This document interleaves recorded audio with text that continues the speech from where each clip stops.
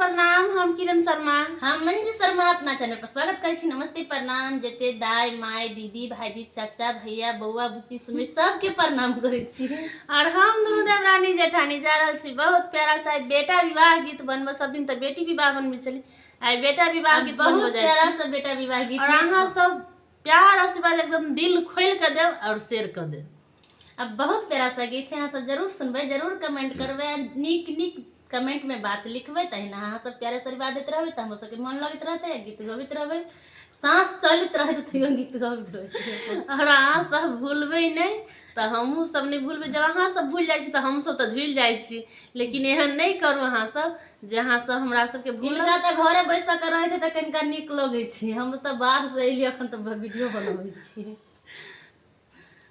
की कहू, हम सब तो मार खा खा के काम करना यूट्यूब फेसबुक पर नहीं छोड़े छी, लेकिन अहाँ सब याद देबे नहीं करे छी, भूल जाए छी शायद। अब बहुत प्यारा सा गीत है, यहाँ सब जरूर सुनब, जरूर कमेंट कर।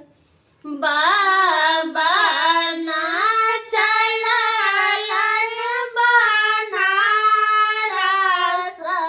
पोता के बियाहन हे।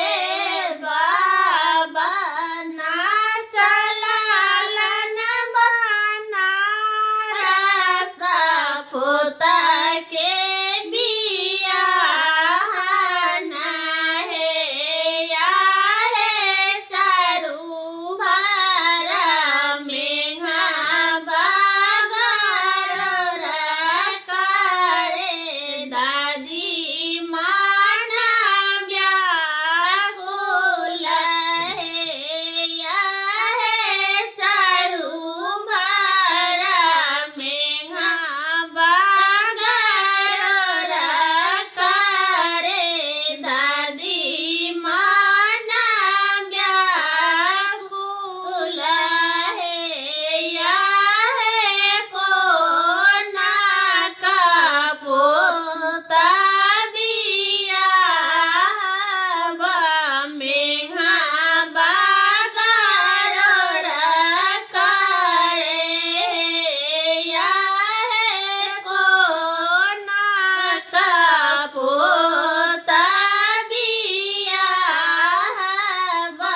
मेघा बगर करे।